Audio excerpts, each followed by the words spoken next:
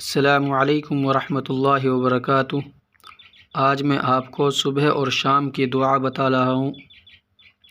جو شخص صبح فجر کی نماز کے بعد یہ دو دعا کو پڑھے گا تو اللہ تعالیٰ اس کی شام تک حفاظت کرے گا، اور جو شخص شام کو پڑھے گا اللہ تبارک و تعالیٰ صبح تک ہر فتنے سے، ہر بلا سے، ہر گناہ سے اس کی حفاظت کرے گا۔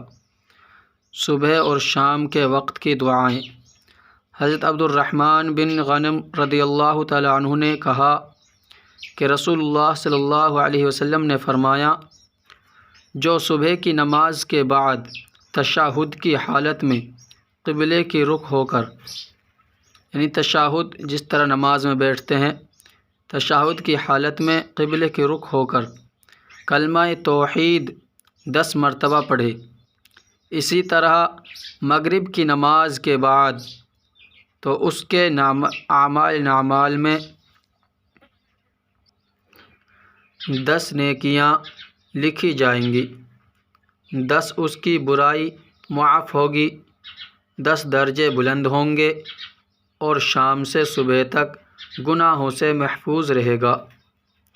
وہ دعا یہ ہے، چوتھا کلمہ، لا الہ الا اللہ وحدہ لا شریک لہ لہ الملک ولہ الحمد بیدہ الخیر یحیی ویمیت وہو علی کل شیء قدیر۔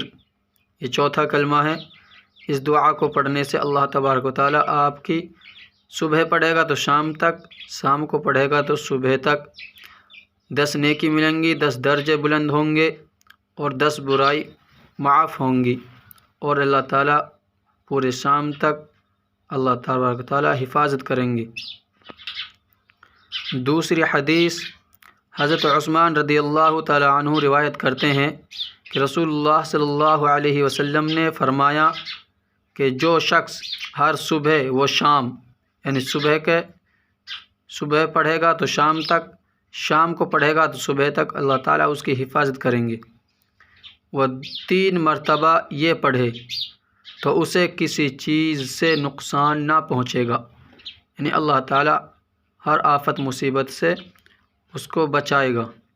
وہ دعا یہ ہے، بسم اللہ الذی لا یضر مع اسمہ شیء فی الارض ولا فی السماء وہو السمیع العلیم۔ بسم اللہ الذی لا یضر مع اسمہ شیء فی الارض ولا فی السماء وہو السمیع العلیم۔ ان دونوں دعاؤں کو صبح شام ضرور پڑھیں۔ دوستو، اگر ویڈیو اچھی لگی ہو تو لائک شیئر ضرور کریں، کمنٹ میں اپنی قیمتی رائے کا اظہار ضرور کریں، اور ایسی ہی ویڈیو دیکھنے کے لیے ابھی تک آپ نے ہمارا چینل سبسکرائب نہیں کیا ہے تو سبسکرائب ضرور کر دیں۔ اب پھر ملتے ہیں اگلی ویڈیو میں۔ السلام علیکم ورحمۃ اللہ وبرکاتہ۔